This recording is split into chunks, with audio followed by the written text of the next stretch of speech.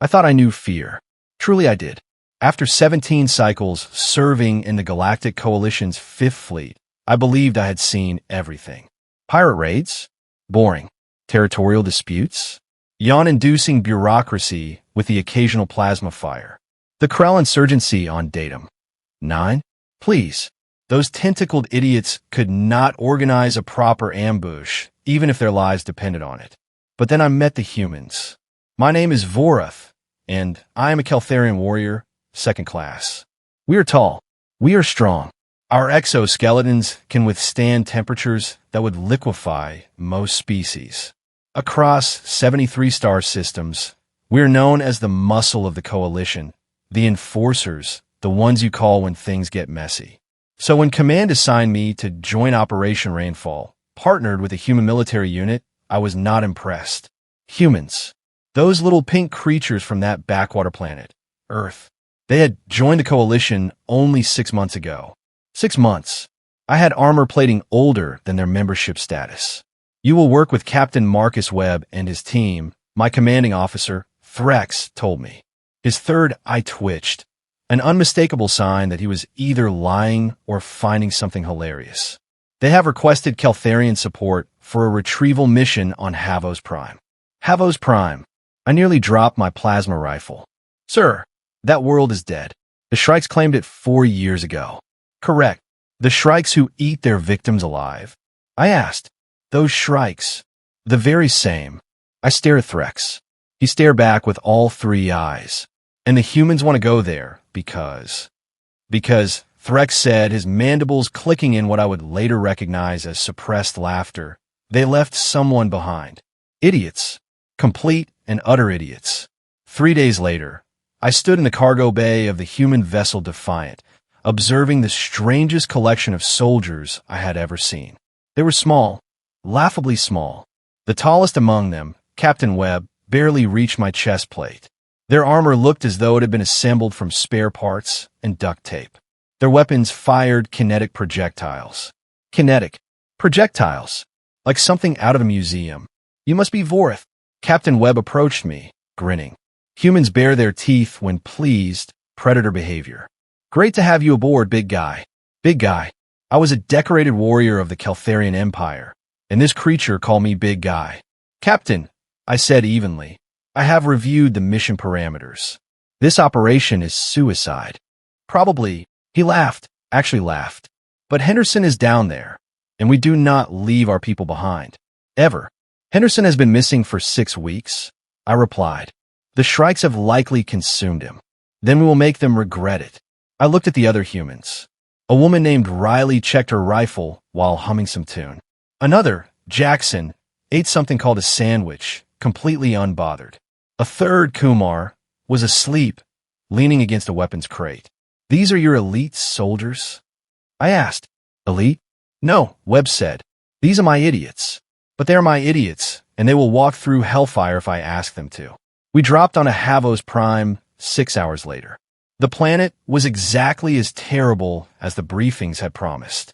Purple toxic clouds, acid rain, the shattered remains of a colony destroyed by the Shrikes. Even the air tasted like death. Sensors show Shrike activity 2 kilometers north, I reported. Approximately 40 individuals. 40, Riley whistled. That's it. That's it. A single Shrike could tear through a Keltharian squad. 40 was an army. We moved quiet, Webb said, and grab Henderson out. Clean and simple. Nothing about this was clean. Nothing about this was simple. We moved through the ruins. I had to admit, the humans were surprisingly stealthy for their size. They communicated through hand signals, moved like shadows. Riley took point, her rifle sweeping every corner. Jackson covered the rear. Kumar, who had been asleep an hour earlier, was now alert and professional. Then we found Henderson. He was suspended in a cage above a Shrike feeding pit. Alive. Barely. One leg twisted at an unnatural angle, his body thin and starved, but alive. Contact, Riley whispered. 20 Shrikes surrounding the pit. 20. Better than 40. Still overwhelming. We need a distraction, Webb said, then turned to me. Vorath, how loud can you get? That was when I realized the humans were not merely brave. They were completely, absolutely, wonderfully insane. Very loud, I said. Webb smiled that predator smile again. Good, because we were about to make these things very, very angry. The plan was stupid. Monumentally, catastrophically stupid. I would charge in, make as much noise as possible, and draw the Shrikes away from Henderson's cage while the humans circled around to extract him. Simple, Webb had said. Simple meant I was bait. On 3, Webb whispered. 1, 2. I did not wait for 3. I activated my combat roar, amplified through my helmet, and crashed through the ruined wall like a meteor. The sound was deafening, echoing off every broken structure.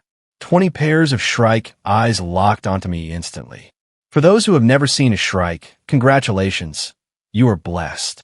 Imagine a spider had a baby with a scorpion and a nightmare. Now, make it the size of a ground transport.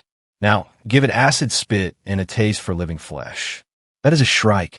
They screamed back at me, a sound like metal scraping glass, and charged. I fire my plasma rifle, cutting down the first 2. Their bodies exploded in green ichor. 3 more immediately took their place. I kept moving, kept firing, leading them away from the cage. My heart was pounding.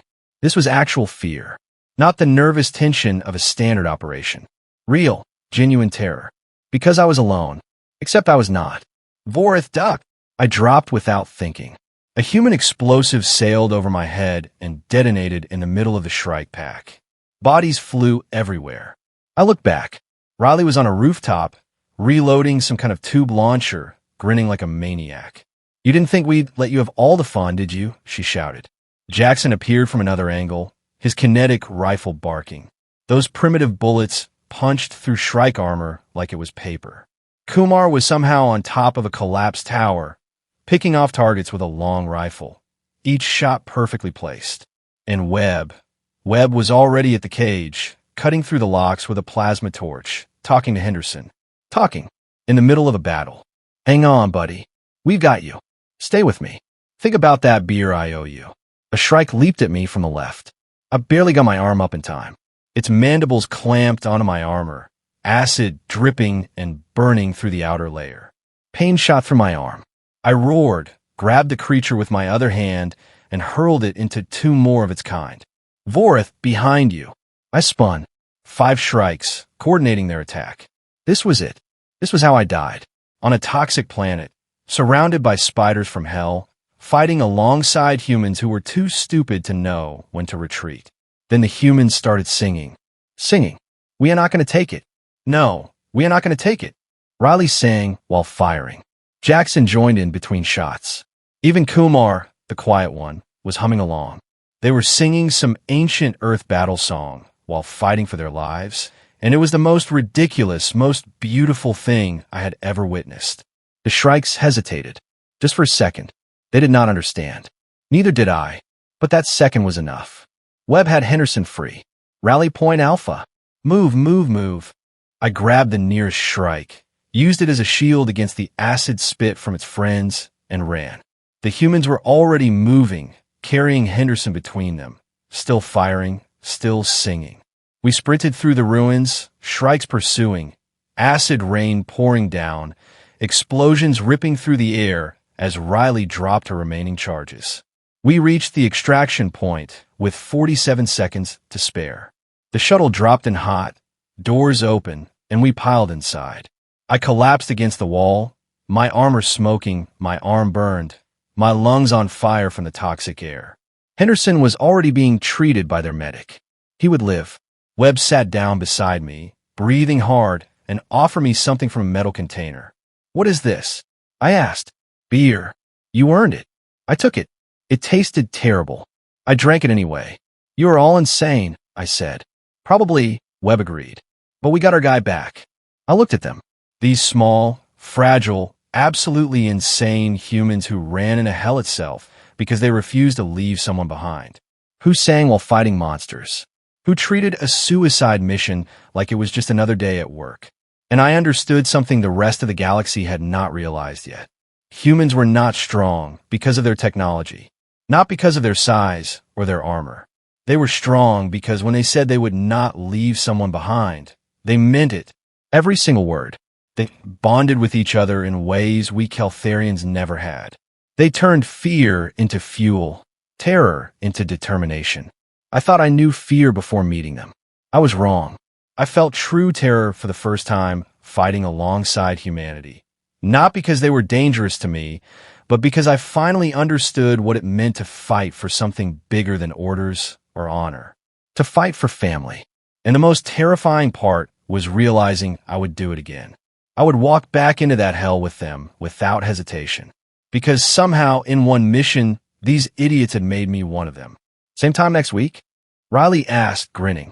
I looked at Webb. He shrugged. Yeah, I said, finishing the terrible beer. Same time next week. And I meant it. If this story entertained or taught you something, please like and subscribe to our channel. It really helps us grow and bring you more stories like this. Thanks for watching, and see you in the next story.